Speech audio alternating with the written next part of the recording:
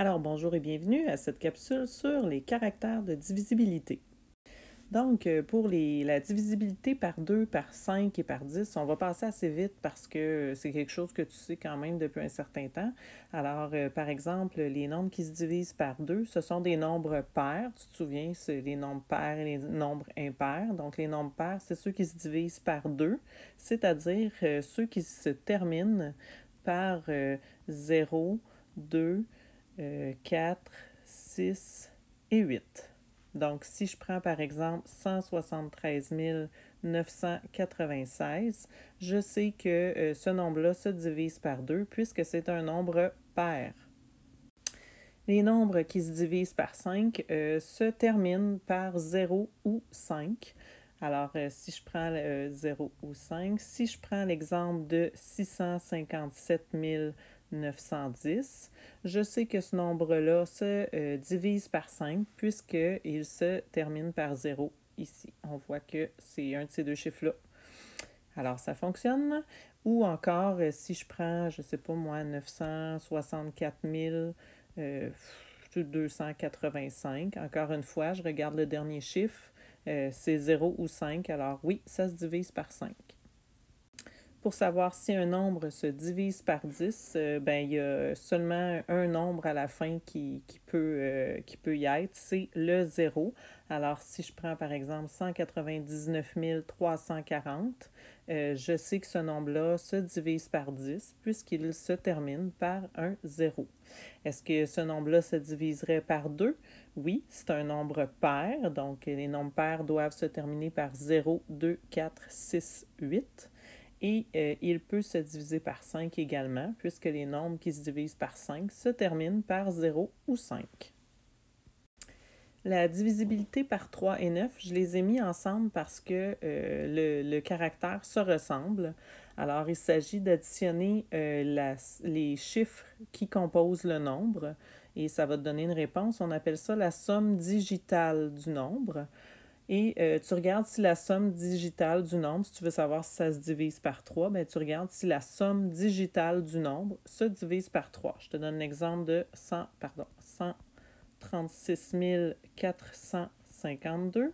Alors, si j'additionne les chiffres qui composent le nombre 1 plus 3, 4, plus 6, 10, plus 4, 14, plus 5, 19, plus 2, 21.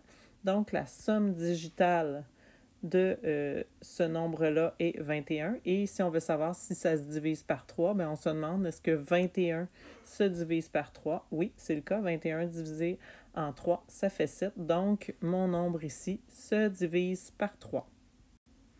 Pour savoir si le nombre se divise par 9, je fais la même chose. J'additionne les chiffres qui composent le nombre. Je trouve la somme digitale. Mais là, au lieu de me demander si ça se divise par 3, je me demande si ça se divise par 9. Donc, 136 452, la somme digitale est 21. Ça se divisait par 3, mais 21, ça ne se divise pas par 9. Donc, mon nombre ici, il se divise par 3, mais pas par 9. Par contre, si je prends un autre nombre, par exemple 542 853, j'additionne les chiffres qui composent le nombre. 5 plus 4, 9, plus 2, 11, plus 8, 19, plus 5, 24, plus 3, 27. Donc, ma somme digitale est de 27. Je veux savoir si ça se divise par 3, mon grand nombre ici. Comme la somme digitale est divisible par 3, 27, ça se divise par 3, ça fait 3 fois 9, ça fait 9. Donc oui, ça se divise par 3. Et si je veux savoir si ça se divise par 9, encore une fois, je me demande est-ce que la somme digitale, 27, se divise par 9? Et la réponse est oui. Donc, mon nombre ici se divise également par 9. Pour savoir si un nombre est divisible par 6, il faut connaître le caractère de divisibilité du 2 et du 3. Donc, ton nombre doit se diviser à la fois par 2 et par 3. Je vais te prendre l'exemple de 5172. Donc, je commence par me demander, est-ce que ce nombre-là se divise par 2? Oui, puisque c'est un nombre pair. Il se termine par 0, 2, 4, 6 ou 8. Ici, c'est le cas. Donc, oui, ça fonctionne. Et je dois me demander ensuite s'il se divise par 3. Ici, il se divise par 3. Donc, j'additionne les chiffres qui composent le nombre. Je trouve ma somme digitale. 5 plus 1, 6. 6 plus 7, 13. 13 plus 2, 15. Ma somme digitale est 15. Est-ce que 15 se divise par 3? Oui. Donc, mes deux critères sont remplis ici. Comme mon nombre 5172 se divise à la fois par 2 et par 3, eh bien, on peut dire qu'il se divise par 6. J'ai mis les caractères de divisibilité du 4 et du 8 ensemble parce qu'ils se ressemblent. Donc, je commence par le 4. Pour tout savoir si un nombre se divise par 4, un grand nombre, on va regarder les deux derniers chiffres, puis on va composer un nombre avec ces deux derniers chiffres-là. Donc, 154 000, par exemple, 836. Je te dis que je viens prendre les deux derniers chiffres. Je ne les additionne pas. Je forme le nombre 36. Et là, je me demande, est-ce que 36 se divise par 4? Si la réponse est oui, c'est que mon grand nombre, ici, se divise par 4. Tu vas voir sur NetMath que si tu vas faire des exercices qui donnent une deuxième façon de vérifier si un nombre se divise par 4, en fait, c'est que tu es capable de le diviser par 2 fois de suite. Par exemple, si je prends 208, je peux le diviser en 2 une première fois, ce qui va me donner 104. Et je peux diviser 104 en 2 une deuxième fois, ce qui me donne 52. Bon, et là, en faisant ça, tu peux savoir qu'un nombre se divise par 4. Donc, tu l'as divisé par 2 fois. C'est bien pratique ici. Par contre, si j'avais utilisé cette façon de faire-là avec mon grand nombre, le diviser en 2 fois, ça n'aurait pas été. Moi, je trouve que c'est pas une méthode très efficace, là. Je trouve que d'aller voir les deux derniers nombres est beaucoup plus rapide que de faire 154 836 divisé en 2 et de trouver la réponse et encore de la diviser en 2. Finalement, c'est un peu inutile, c'est pas très efficace. C'est vrai, je voulais te dire aussi, si le nombre, par exemple, se termine par 0, ici, et tu te dis, tu te demandes aussi peut-être qu'est-ce qui arrive lorsque le nombre se termine par 2 zéros, par exemple 154 800. Moi, je te dis, va voir les deux derniers chiffres, puis regarde si ça se divise par 4. Oui, ça se divise 0 par 4. Si tu prends ta calculatrice et que tu fais 0 divisé par 4, ça donne 0. Donc oui, c'est divisible par 4. Alors 154 800 est divisible par 4. Pour savoir si un nombre se divise maintenant par 8, ça ressemble au 4, sauf que là, au lieu de prendre les deux derniers nombres du chiffre, tu vas prendre les trois derniers nombres. Je te donne un exemple avec 835 832 par exemple. Alors, je viens prendre les trois derniers chiffres ici et ça forme le nombre 832. Alors, je viens vérifier en division à crochet si ça se divise par 8. Donc, 1 fois 8, 8, ça marche. Il ne me reste plus rien, je baisse mon 3. Est-ce que 8, en fait, 8 rentre combien de fois dans 3? 0 fois. 0 fois 8, 0. Il me reste 3, je baisse mon 2. Est-ce que combien de fois 8 rentre dans 32? 4 fois. 8 fois 4, 32.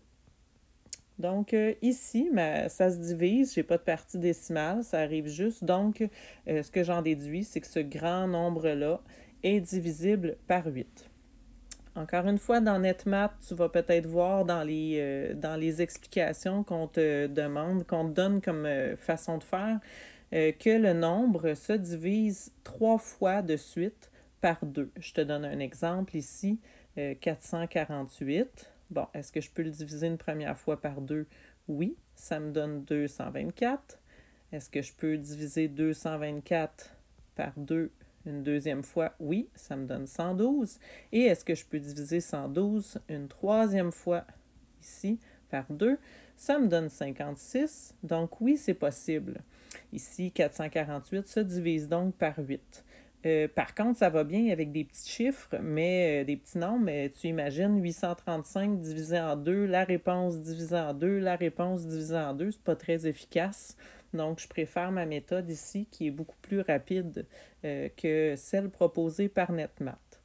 Même chose que tout à l'heure, qu'est-ce qu'on fait lorsque les trois derniers chiffres sont des zéros? Par exemple, Par exemple, 824 000. Alors, est-ce que ce nombre-là est divisible par 8? Je te disais, va prendre les 3 derniers chiffres. Ça donne 0. Est-ce que 0 se divise par 8? Oui, 0 divisé par 8, ça donne 0. Donc, 824 000 se divise par 8. À chaque année, quand on fait les caractères de divisibilité, il y a des élèves qui sont toujours curieux de savoir s'il existe un caractère de divisibilité pour le 7. C'est top secret, c'est pas au programme. Il y a la NASA, la CIA, puis Interpol qui font qui travaillent là-dessus, qui se penchent pour que personne ne le sache. Mais non, c'est pas vrai pantoute. C'est juste parce que il est plus ou moins efficace. Mais si tu es vraiment curieux, tu peux écouter la suite, mais c'est pas du tout à apprendre en 6e année, puis pour le reste de tes jours. Puis je vais te montrer aussi qu'il est pas, c'est pas fameux comme façon de faire.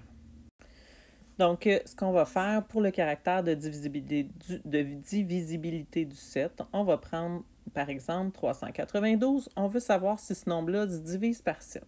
Donc, on va toujours prendre le chiffre des unités, le 2, puis on va le multiplier par 5. Ça va toujours être le chiffre des unités multiplié par 5. Et on ajoute les deux, le reste du nombre ici à l'avant, on l'additionne. Donc, 39 plus 2 fois 5. Donc, 39 plus 10, 49. Et là, je me demande, est-ce que ma réponse se divise par 7? La réponse est oui. Donc, 392 se divise par 7. Je te donne un deuxième exemple. 1673. Donc, comme je te disais, je prends le chiffre des unités 3, je le multiplie toujours par 5. Puis, je viens additionner le reste de mon nombre. Donc, 3 fois 5, 15. 167 plus 15, ça me donne 182. Et là, je peux refaire encore la séquence. Je prends mon chiffre des unités, je le multiplie par 5, puis je viens faire 18. 18 plus 10, ça me donne 28. 28, est-ce que ça se divise par 7? Oui. 7 fois 4, 28. Donc, ça se divise 1673 par 7. Comme je te disais, c'est bien joli cette méthode-là avec des petits nombres, mais avec des grands nombres. Je te montre dans la partie de gauche, j'ai utilisé, je voulais savoir si 37 205 se divisait par 7 et j'ai utilisé le caractère de divisibilité du 7 que je t'ai montré juste avant. Donc, ça m'a pris tout ça ici pour arriver en bas à la réponse 28. Donc, 28 se divise par 7. J'ai calculé, je me suis chronométré. Ça m'a pris 49 secondes pour utiliser la méthode du caractère de divisibilité. À droite, ici, j'ai fait une simple division à crochet. J'ai fait 37 205 divisé par 7, tout simplement.